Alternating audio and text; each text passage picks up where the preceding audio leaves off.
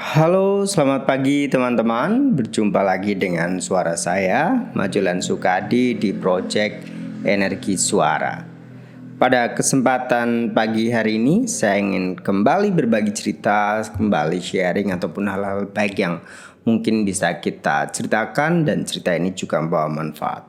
Judul yang saya sampaikan berkaitan topik hari ini adalah hidup adalah cerminan atau dalam bahasa Inggrisnya life is an echo. Hidup adalah cerminan. Berkaitan judul ini, cerita ini saya ingin narasikan pengantarnya seperti ini. Di dalam sebuah cerita ada seorang ayah dan anak yang mereka sedang memanjat gunung atau trekking di gunung. Oke, ayah dan anak ini sangat senang ketika ada waktu dan kesempatan yang membuat mereka bisa berlibur dan melakukan adventure petualangan di gunung. Dalam cerita di sana ketika mereka sedang mendaki gunung, tiba-tiba anaknya ini berteriak kalau dia itu merasa capek dan dia itu merasa lelah. Dalam teriakannya lalu muncul suara gema atau gaungan yang sama yang membalas dari sebelah sana. Lelah dan lain sebagainya. Itu seperti echo ya. Karena dalam cerita ini kalau kita mau potong singkat, ayahnya mendekati dan ayahnya menjelaskan suara apakah itu. Itu adalah suara gema yang kita keluarkan yang memantul dan membuat suara itu menjadi seperti gaung atau bergema. Karena judul di depan saya mengatakan life is an echo atau hidup adalah sebuah pantulan atau cerminan, saya ingin sampaikan dari sudut pandang seperti ini. Ketika kita belajar beragama, lalu agama itu kita jadikan sebagai sebuah ajaran yang nyata, ajaran yang memang kita bisa temukan dalam keseharian atau kehidupan kita. Dalam keseharian kita, dalam kehidupan kita boleh berupaya sekeras apapun. Memang boleh dan mungkin sangat dianjurkan karena dalam pertemuannya saya juga membahas konsep yin dan yang artinya memang kita tahu waktu kapan kita harus bergerak dengan sangat cepat, dengan sangat keras, dengan upaya sangat keras, dan juga kita tahu waktu kapan kita menunggu momen yang tepat atau yin, kita bisa belajar untuk belajar lebih sabar. Dalam konsep ini ketika saya berkata hidup adalah cerminan, saya ingin hubungkan dengan konsep karma. Berbicara berkaitan konsep karma di dalam beragama yang saya anut, karma menjadi salah satu poin ajaran yang sangat penting. Di sana dijelaskan apapun yang kita lakukan, baik ataupun buruk, yang kita lakukan dengan kesadaran, itulah karma yang akan kita petik nanti. Karena pengertiannya seperti ini, maka saya akan jelaskan lebih lanjut.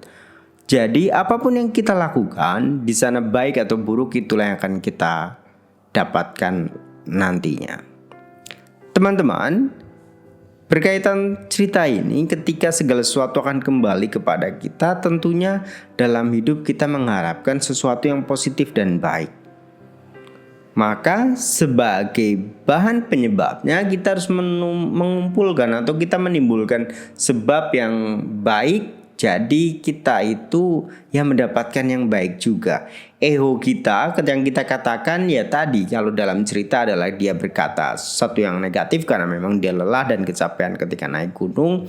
Maka yang memantul kembali adalah suara yang negatif. Bagaimana kalau kita membuat rekayasa sosial? Hal yang kita utarakan, hal yang kita keluarkan adalah hal-hal yang positif. Hal-hal yang membuat kita pede atau bangga terhadap karma yang berbuah.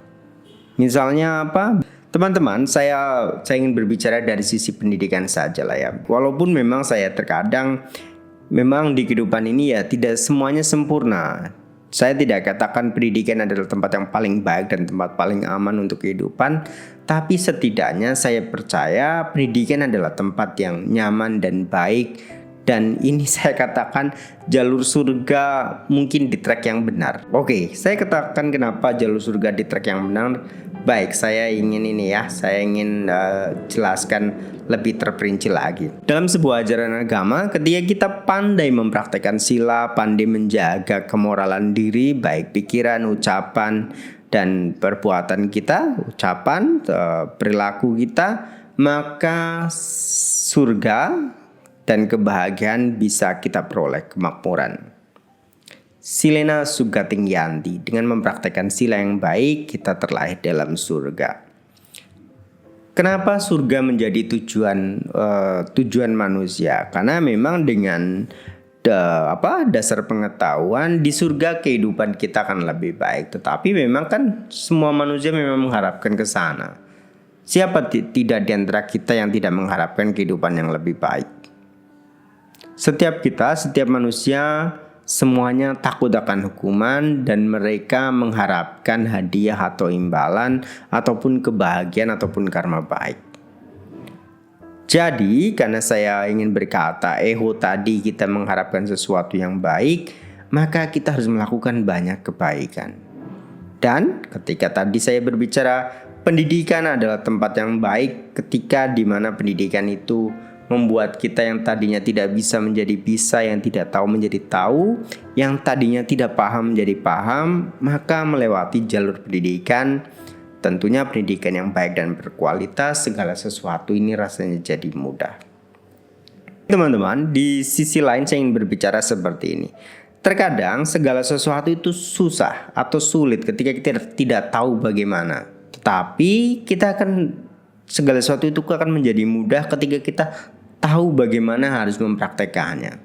Life is easy if we know how to do it. Kita akan tahu kehidupan itu akan mudah ketika kita bisa mempraktekannya atau melihat caranya dengan baik. Baik teman-teman, sebagai seorang pendidik yang sering bergaul dengan anak remaja dan mahasiswa, saya ingin katakan segala sesuatu memang butuh kita pelajari, tetapi terkadang ya memang hidup harus dijalani. Dalam sisi yang lain yang lebih dewasa, saya ingin berbicara seperti itu. Tidak ada cara instan untuk mencapai tujuan ataupun mencapai keinginan kita. Yang ada adalah kita harus memantulkan ego kita yang positif. Sehingga perjalanan kita happy, sampai tujuan kita juga happy. Jadi kita menjadi orang yang berbahagia dalam perjalanan dan mencapai tujuan ini. Teman-teman, mungkin itu yang bisa saya ceritakan. Jika nanti ada kesempatan lebih lanjut, lebih punya waktu lebih panjang, kita bisa berbagi cerita via kolom chat ataupun lain sebagainya. Demikian yang bisa saya sampaikan. Saya ucapkan terima kasih. Salam, sampai jumpa di kelas Sabtu selanjutnya. Terima kasih, salam.